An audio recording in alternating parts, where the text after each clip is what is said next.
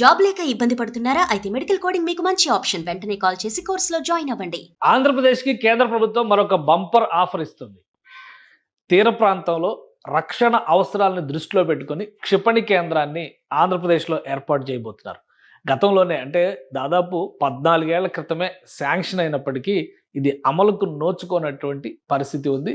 ఫైనల్‌గా దీనికి సంబంధించి పెద్ద ఎత్తున కేంద్ర ప్రభుత్వం క్లియరెన్స్‌లు ఇవ్వడం, 20,000 కోట్ల రూపాయల్ని ఇన్వెస్ట్ చేయడం ద్వారా రాష్ట్రంలో క్షిపణి కేంద్రాన్ని అభివృద్ధి చేసే దిశగా కేంద్ర రక్షణ శాఖ అడుగులు వేయబోతుంది. దీనికి సంబంధించినటువంటి వివరాలు తెలుసుకునే ప్రయత్నం చేద్దాం. కృష్ణా జిల్లాలో మరీ ముఖ్యంగా కృష్ణా నది సముద్రంలో కలిసేటువంటి ప్రదేశంలో గుల్లల మోద అనేటువంటి ఒక గ్రామం ఉంది.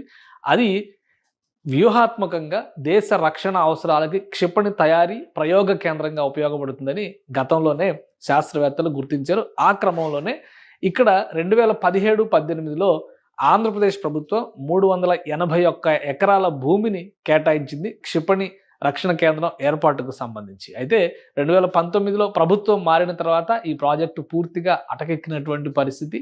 ఇప్పుడు తాజాగా అంటే 2020-21లో డిఆర్డిఓ డైరెక్టర్గా ఉన్నటువంటి సతీష్ రెడ్డి దీన్ని విజిట్ చేసి ఇక్కడ క్షిపణి కేంద్రాన్ని ఏర్పాటు చేయడం అత్యవసరమని నిర్ణయించడంతో, ఎందుకంటే దేశవ్యాప్తంగా పెరుగుతున్నటువంటి రక్షణ అవసరాలు, ప్రపంచ రాజకీయాల్లో వస్తున్నటువంటి పరిణామాలు, ఈ నేపథ్యంలో దేశం శక్తివంతం కావాలంటే క్షిపణి రక్షణ వ్యవస్థ ప్రత్యేకంగా ఉండాలనేటువంటి సంకేతం స్పష్టంగా ఇచ్చారు. ఈ క్రమంలోనే 2021లో మినిస్ట్రీ ఫర్ డిఫెన్స్ రక్షణ శాఖ 1800 కోట్ల రూపాయల ఖర్చుతో ఇక్కడ ఒక భవనాన్ని నిర్మించింది. ఇదే పరిపాలనా భవనం. ఈ భవన నిర్మాణం కూడా 2022 నాటికి పూర్తయింది.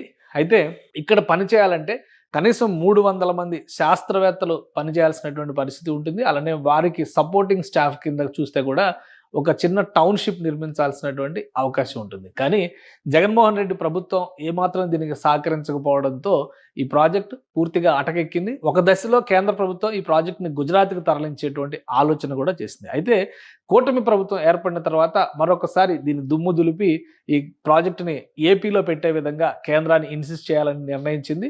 గతంలో మంత్రి నారా లోకేష్ ఢిల్లీ పర్యటన సందర్భంలో కూడా రక్షణ శాఖ మంత్రి రాజ్నాథ్ సింగ్తో భేటీ సందర్భంలో ఈ ప్రాజెక్టు గురించి ప్రత్యేకంగా ప్రస్తావించారు. దీంతో ప్రధానమంత్రి నరేంద్ర మోడీ స్వయంగా ఈ ప్రాజెక్టు భూమి పూజకు రావడానికి సంసిద్ధత వ్యక్తం చేసినట్టుగా సమాచారం అందుతుంది. అసలు ఈ ప్రాజెక్టు వివరాలను ఒకసారి మనం చూద్దాం. ఇది లొకేషన్ కూడా ఒకసారి పరిశీలించేటువంటి ప్రయత్నం చేద్దాం. మొత్తంగా దేశంలో ఉన్నటువంటి రక్షణ కేంద్రాల్లో చాలా కీలకమైనటువంటి క్షిపణి రక్షణ కేంద్రాలు. ఒరిస్సా తీరంలో చాందీపూర్ దగ్గర ఒక క్షిపణి ప్రయోగ కేంద్రం ఉంది. అదే తరహాలో భౌగోళికంగా చూసినప్పుడు సముద్రంలో కృష్ణానది కలిసేటువంటి తీర ప్రాంతంలో ఉన్నటువంటి భౌగోళిక అవకాశాలు ఇక్కడ చూస్తే కనుక ఏదో డాల్ఫిన్ నోస్ లాగా కనిపిస్తున్నటువంటి ఈ పార్ట్, ఇది కృష్ణానది.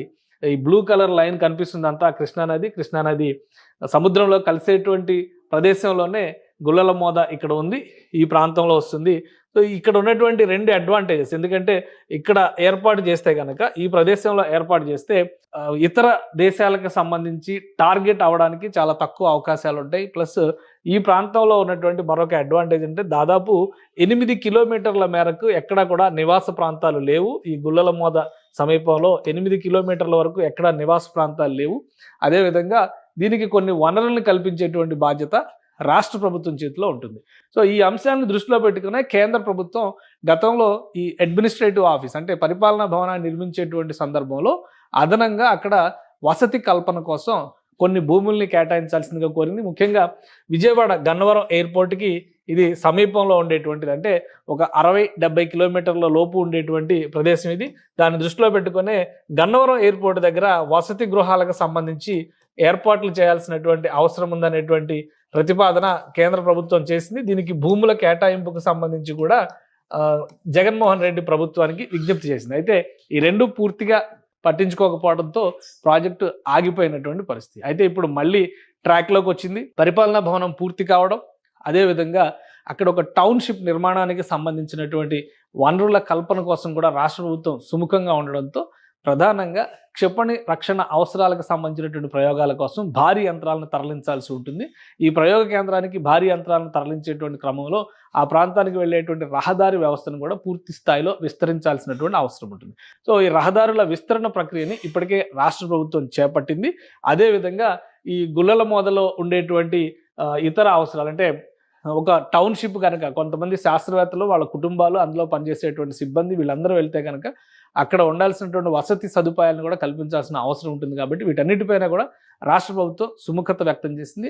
రాబోయేటువంటి రోజుల్లో ఇక్కడ క్షిపణి ప్రయోగాలకి ఇది కేంద్ర స్థావరంగా మారేటువంటి అవకాశం ఉంది. ఎందుకంటే పూర్తి స్థాయిలో మనం ఒకసారి చూసినప్పుడు భారతదేశం మ్యాప్ను చూసినప్పుడు దేశానికి దక్షిణ భారతదేశానికి ఉత్తర భారతదేశానికి మధ్యస్థంగా ఉండేటువంటి ప్రదేశం అవుతుంది.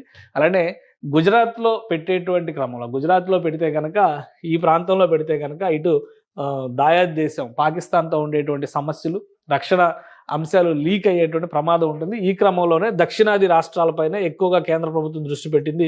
ప్రస్తుతం ఇక్కడ నెల్లూరు జిల్లా శ్రీహరికోట షార్ పనిచేస్తూ ఉంది, ఇండియన్ స్పేస్ రీసెర్చ్ ఆర్గనైజేషన్. అలానే డిఆర్డిఓకి సంబంధించి ఒడిశాలో చాందీపూర్ దగ్గర ప్రయోగ కేంద్రం ఉంది. రెండవ ప్రయోగ కేంద్రం కూడా ఈ ప్రదేశంలో పెట్టడం వల్ల అడ్వాంటేజ్ ఉంటుందనేది శాస్త్రవేత్తలు చేసినటువంటి సూచన. సో ఈ అంశాలన్నింటినీ దృష్టిలో పెట్టుకొని వచ్చే 5 ఏళ్లలో రాష్ట్ర ప్రభుత్వం కేంద్ర ప్రభుత్వం వచ్చే 5 ఏళ్లలో 20,000 కోట్ల రూపాయలని దీనికోసం ఖర్చు చేసేటువంటి అవకాశం ఉంది. ఎందుకంటే ఇది చాలా భారీ ఎత్తున ప్రతిష్టాత్మకంగా చేస్తున్నటువంటి ప్రయోగశాల అవుతుంది. దేశ రక్షణ అవసరాలకి ఇది ఒక కలికితురాయిగా మారేటువంటి అవకాశం ఉంటుంది. అలానే గుల్లలమోదలో ఉన్నటువంటి తాజా పరిస్థితిని కనుక ఒకసారి మనం గమనించి చూస్తే ఇది చాలా పూర్తిగా అంటే ఒక గ్రామీణ వాతావరణంతో కూడినటువంటి ప్రదేశం ఇది. అలానే న్యాచురల్గా ఇక్కడ సాంకేతికంగా మనం చూసినప్పుడు కూడా సహజ సిద్ధమైనటువంటి పల్లెటూరి వాతావరణంతో ఉన్నటువంటి గ్రామాలే కనిపిస్తూ ఉంటాయి. సో వీటినన్నింటినీ దృష్టిలో పెట్టుకొని పెద్దగా భూసేకరణకు సంబంధించినటువంటి సమస్యలు కూడా పెద్దగా ఎదురయ్యేటువంటి అవకాశం లేదు. ఈ అంశాలన్నింటినీ దృష్టిలో పెట్టుకుని ఇక కేంద్ర ప్రభుత్వం మరొకసారి గుల్లలమోదని ఫైనల్ చేసింది. రాష్ట్ర ప్రభుత్వం ఇస్తున్నటువంటి సహకారం నేపథ్యంలో పరిపాలనా భవనం పూర్తయినటువంటి పరిపాలనా భవనానికి సంబంధించినటువంటి స్టేటస్ కనీసం 300 మంది పనిచేయాలి, కానీ ఓన్లీ అడ్మినిస్ట్రేషన్ ప్రాసెస్ కోసం మాత్రమే ఈ భవనాన్ని నిర్మించారు. అయితే దీనికి కూడా సరైనటువంటి వసతులు లేకపోవడంతో ఇంతకాలం ఈ ప్రక్రియ మొత్తం కూడా మరుగున పడిపోయింది. అయితే ఈ ప్రాజెక్టుకి సంబంధించినటువంటి వివరాలని ప్రధానమంత్రి నరేంద్ర మోడీతో చర్చించి వర్చువల్గా ఈ ప్రారంభోత్సవం చేయించాలనేటువంటి ప్రతిపాదన చేసినప్పుడు పూర్తి స్థాయి అడ్మినిస్ట్రేటివ్ బ్లాక్స్ నిర్మాణానికి సంబంధించినటువంటి భూమి పూజలో తానే స్వయంగా పాల్గొంటారని ప్రధానమంత్రి హామీ ఇచ్చినట్టుగా తెలుస్తోంది.